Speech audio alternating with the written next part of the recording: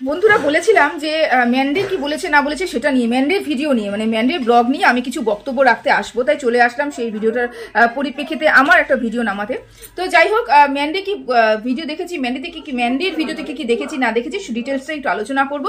তার আগে তোমাদের সবাইকে ওয়েলকাম করে নিই। Hello friends, welcome back to my channel. আশা করি তোমরা সবাই খুব ভালো আছো, সুস্থ আছো। আমি ভালো আছি এবং সুস্থই রয়েছি। গত পরশু দিন তোমরা দেখতে পেয়েছো যে অ্যানিভার্সারি পার্টিতে ম্যান্ডি গেছে। পুরো পার্টিটা জুড়েই কিন্তু ম্যান্ডিরই রাজত্ব ছিল, সেটা কিন্তু দেখে আমরা ভালো মতনই বুঝতে পেরেছি। ম্যান্ডি চারপাশে ঘুরঘুর করছিল, ম্যান্ডিকেই বারবার প্রাধান্য দেওয়া হচ্ছিল, ম্যান্ডিকে নিয়েই নাচানাচি হচ্ছিল, ম্যান্ডিকেই আগে ধরে রাখা হচ্ছিল। আদার্স যে আরো যে এসেছে তাদের সাথে যতটা না সখ্যতা দেখতে পেয়েছি, তার থেকে 1000 গুণ বেশি সখ্যতা কিন্তু ম্যান্ডির সাথেই আমরা দেখতে পেয়েছি। বুঝতে পেরেছো? তার কারণ কি? তার কারণ, যদি তোমার মাথার উপরে যে বস থাকবে, তুমি এর জায়গায় কাজ করবো, তো তোমার বসকে তুমি সবসময় জন্য প্রাধান্য দেবেই দেবে। তোমার বাড়িতে যদি ইনভাইট থাকে কোনো কারণবশত তোমার বস, তো সবাইকে ছেড়ে ছুড়ে তুমি কিন্তু তোমার বসকেই প্রাধান্য দেবে, এটা কিন্তু বাস্তব কথা। তো সেরকমই একটা ঘটনা গত পরশু দিন অ্যানিভার্সারি দেখেছি আমরা। কালকের কথাটাই বলছি, কালকের ভিডিওতে আমরা দেখতে পেয়েছি যে বসকে আনন্দের, মানে বসকে হাতে রাখা, বসকে কি বলবো, সন্তুষ্ট রাখার একটা পরিকল্পনা বা চেষ্টা আমরা কিন্তু দেখতে পেয়েছি সেই ব্লগটার মাধ্যমে। ম্যান্ডির ব্লগেও দেখতে পেয়েছি, বুনু দিভাই ওর ভিডিওতে দেখতে পেয়েছি বুনু মানে দুজনকে অস্থির ভাবে মানে মিস করছিল যতক্ষণ না ম্যান্ডি ওদের বাড়ি দিকে পৌঁছেছিল। ব্যাপারটা ওটা নয়, ব্যাপারটা হচ্ছে ম্যান্ডিকে 50 থেকে 60 বার কল করেছে। ম্যান্ডি রাস্তায় যেতে যেতে বললো যে আমাকে 50 থেকে 60 বার কল করেছে। তার মানে তোমরা বুঝতেই পারছো, ম্যান্ডি যদি আসার ইচ্ছে নাও থাকতো তাও কিন্তু ওর ফোনের ঠেলায় আসতে পারতো, ওর ফোনের ঠেলায় আসতো, ও বাধ্য আসতে, এবং ওকে আসতে হতো। কারণ ম্যান্ডি আসতে পরে ম্যান্ডি একা আসবে না, ম্যান্ডির সাথে সোনা আসবে, সেটা ও জানে। সেই জন্য ম্যান্ডিকে ও ফোন করে 50 থেকে 60 বার ফোন করে কিন্তু ডেকেছে। এমনকি আর বাড়িতে যত লোকজন ছিল এবং বয়স্ক শ্বশুর শাশুড়ি, যার টাইম টু টাইম উনাদের টাইম টু টাইম খাবার কথা, এই বয়সে আর কি খাওয়া কিন্তু 19-20, মানে অনুষ্ঠান বাড়ি হলে কিন্তু রিচ খাওয়া দাওয়া হয়। তা এত রিচ খাওয়া দাওয়া বেলা করে কিন্তু খেতে নেই। সেখানে শুনলাম 3:30টার পরে কেক কাটা হয়েছে। তাহলে ম্যান্ডির জন্যই অপেক্ষা করা হচ্ছিল। যদি ম্যান্ডি তাড়াতাড়ি চলে আসে, যদি ম্যান্ডি তাড়াতাড়ি চলে আসে, সবার সামনে গিফট দেবে, ম্যান্ডি আসবে, এটার জন্য অপেক্ষা করা হয়েছিল। সেই জন্য নাকি এতবার কল করা হয়েছিল, ম্যান্ডি নিজেই বলল। শ্বশুর শাশুড়ি, আত্মীয় স্বজন, বাবা মা, কাউকে পাত্তা না দিয়ে সবাইকেই উপেক্ষা করে ম্যান্ডির জন্য বসে থাকা হয়েছিল। যাই হোক, ম্যান্ডি ঠিক মতন পৌঁছতে পারেনি, পরে পৌঁছেছে, কেক কাটিং এর সময় পৌঁছতে পারেনি। ম্যান্ডি নিজেই বললো আমার আসতে অনেকটা দেরি হয়েছে। এবার কি দেখলাম? এবার দেখলাম হচ্ছে ম্যান্ডির গিফট। আচ্ছা তোমরাই বলো যে এই যে ম্যান্ডি এসেছে, ম্যান্ডি কজনে গিফট নিয়ে এসেছে? ম্যান্ডি নিজের গিফট নিয়ে এসেছে, ম্যান্ডি আরো 2টো দিভাইয়ের গিফট নিয়ে এসেছে। একটা বিদেশে থাকে, সেই দিভাইয়ের গিফট নিয়ে এসেছে, এবং একজন থাকে শিলিগুড়িতে, তার গিফট পর্যন্ত ম্যান্ডি নিয়ে গেছে। মানে ম্যান্ডিকে টাকা পাঠানো হয়েছে, ম্যান্ডি সুন্দর করে গিফট কিনে পৌঁছে গেছে। তো এই জন্যই তো ম্যান্ডিকে বারবার কল করা হয়েছিল যে ম্যান্ডি আসুক এবং ম্যান্ডি সোনা জিনিস গিফট সব নিয়ে আসুক।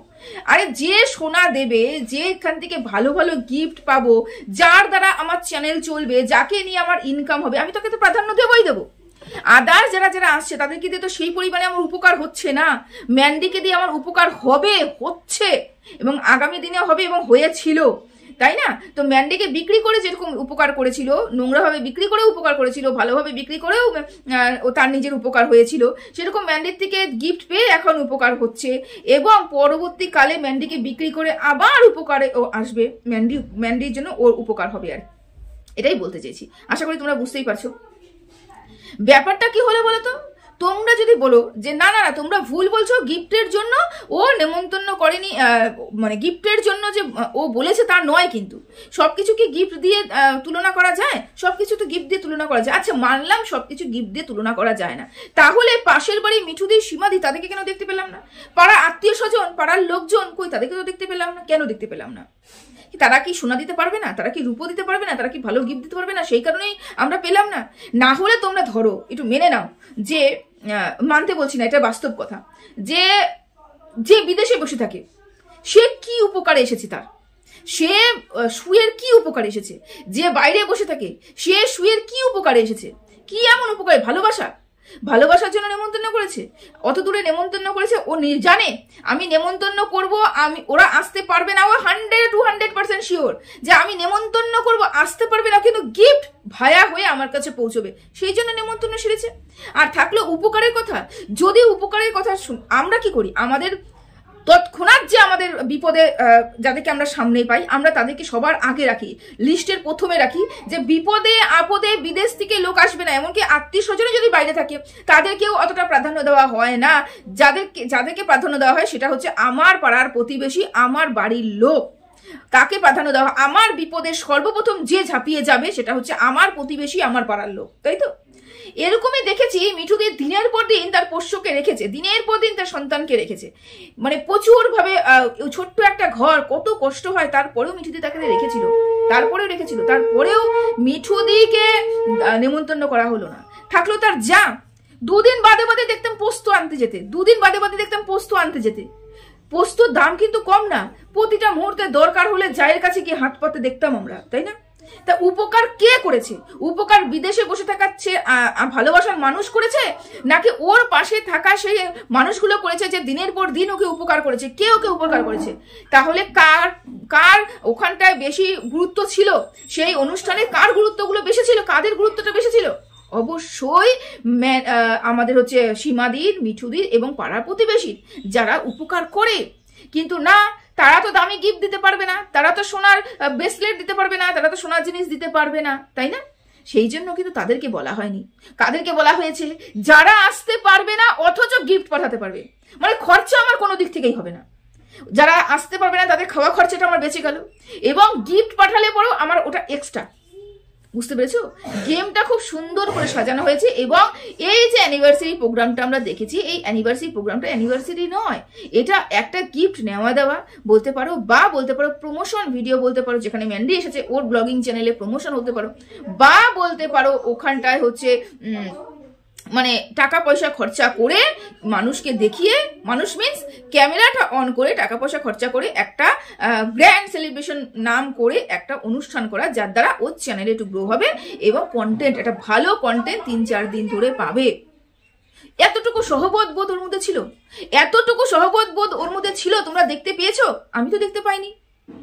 কারা বাবা, কে বাবা নিজের জন্মদিনে সবার আগে নিজে কেক মুখে দেয়, এবং বড় বড় সমস্ত লোকজন, বড় বড় মানে টাকা পয়সার দিক থেকে বলছি না, বয়সে বড় বড় মানুষগুলো ওর পাশে দাঁড়িয়ে আছে, সেখানে ও হাজবেন্ডকে খাওয়াচ্ছে এবং নিজে গদগদ করে খেয়ে নিচ্ছে।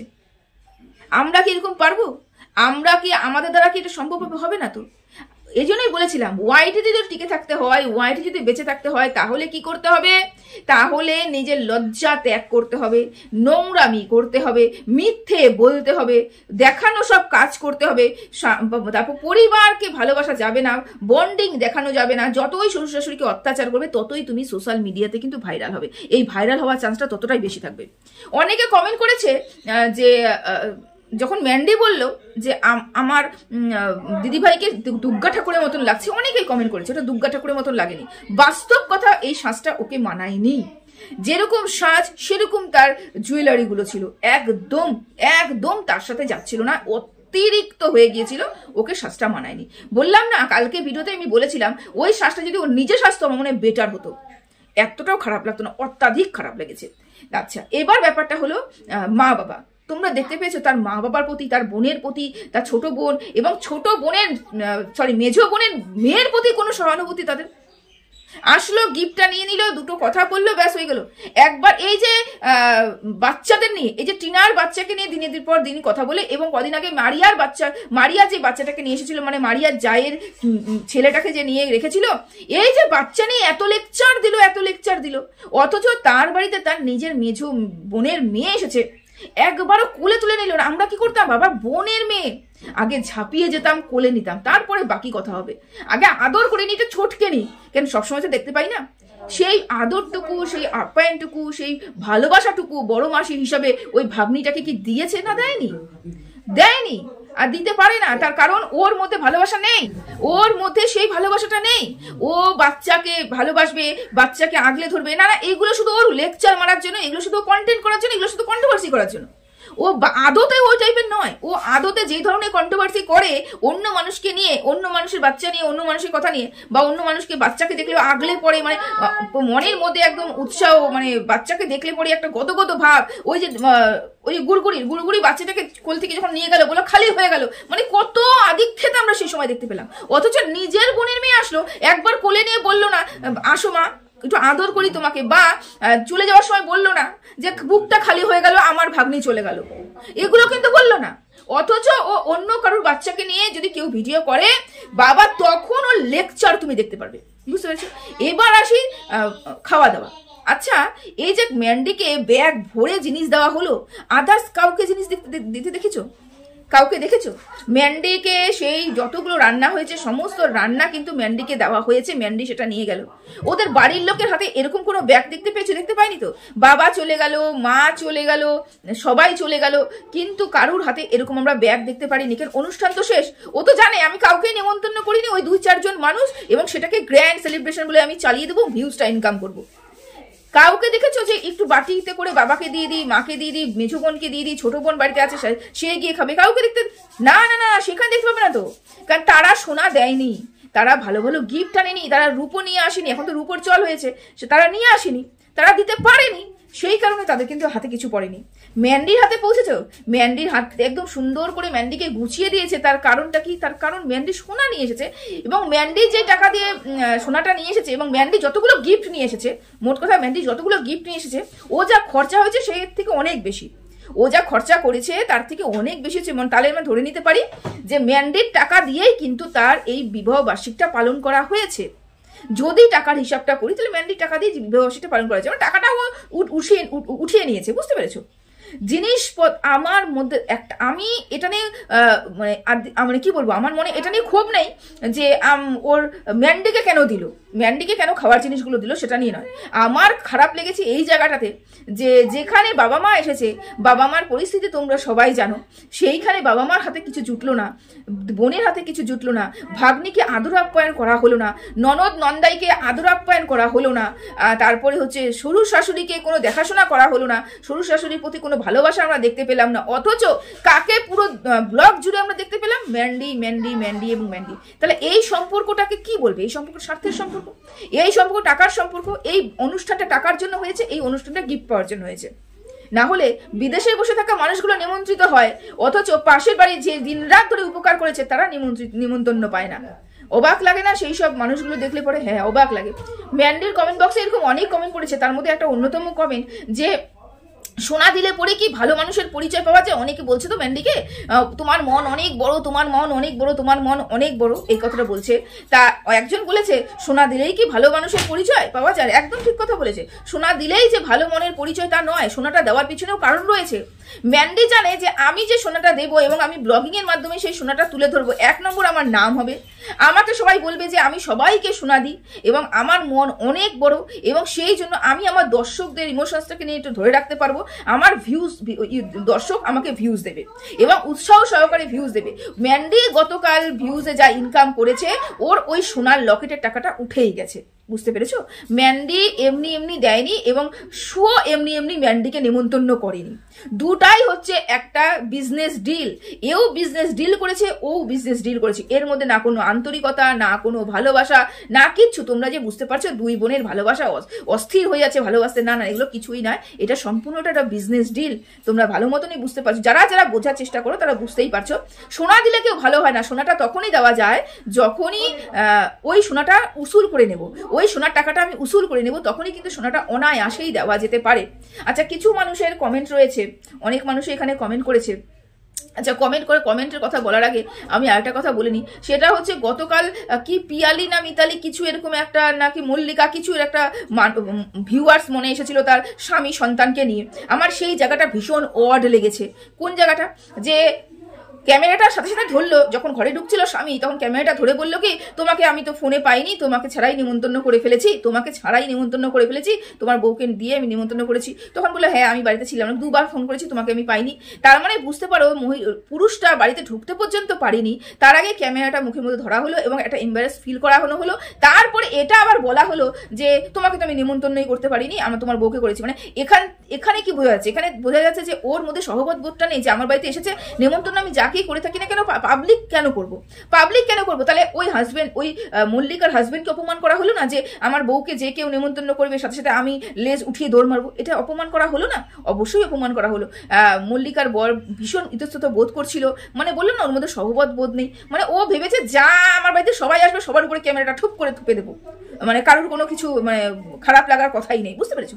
আচ্ছা, লাস্ট একটা কমেন্ট, সেটা হচ্ছে তোমরাও পারো, কখন যে ভালোবাসা দেখাও, কখন যে আধিক্যতা দেখাও, কখন যে ঝগড়া দেখাও, কখন যে চুল চেলাচিলি দেখাও, আমরা তো বুঝতে পারি না। না না, তোমরা বুঝতে পারবে না দর্শক, তোমরা বুঝতে পারবে না। কারণ কি, তোমাদের বোঝার মতন ক্ষমতা হয়নি, তোমাদের ইমোশনস নিয়ে খেলা হচ্ছে। যখন মনে হবে যে ঝগড়া করলে আমার কন্টেন্ট বাড়বে, ঝগড়া করলে ভিউজ বাড়বে, ঠিক সেই সময় ঝগড়া করে নেবে।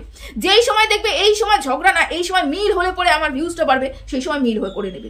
এদের মধ্যে কোনো মনুষ্যত্ব বোধ নেই। এরা একটা জিনিসই চেনে, সেটা হচ্ছে টাকা, সেটা হচ্ছে টাকা, সেটা হচ্ছে টাকা। টাকা ছাড়া কিছু চেনে না, ভিউজ ছাড়া কিছু চেনে না। তাই এদেরকে নিয়ে তোমরা বেশি আশা করো না। এরা যখন যা ইচ্ছে করতে পারে। ওদের যদি মনে হয় আজকেই আমরা ঝগড়া করবো ওয়াইটিতে, ওকে উলঙ্গ করে দেবে, ওকে উলঙ্গ করে দেবে। ওর ভবিষ্যৎ পাঁচটা কি করেছে, ওই পুরুষগুলোকে টেনে নিয়ে আসবে। ও পাঁচটা কার কোন পুরুষের কথা বলবে, সেই পুরুষকে টেনে নিয়ে আসবে। ওদের মধ্যে এতটুকু লজ্জা বোধ নেই, ঘৃণা বোধ নেই, বুঝতে পেরেছো? সেই জন্য ওদেরকে তোমরা বুঝতে পারবে না। ওদেরকে বোঝার ক্ষমতা তোমাদের হয়নি। যারা বুঝতে পারে তারা ওদের কাছ থেকে সরে এসেছে, বুঝতে পেরেছো? তোমাদের ইমোশনস নিয়ে শুধু খেলাই হচ্ছে এবং তোমাদেরকে ইউজ করা হচ্ছে, ভিউজ ইনকাম করা হচ্ছে। যাক, এতটুকু ডাকলাম। সবাই ভালো থেকো, সুস্থ থেকো, টাটা।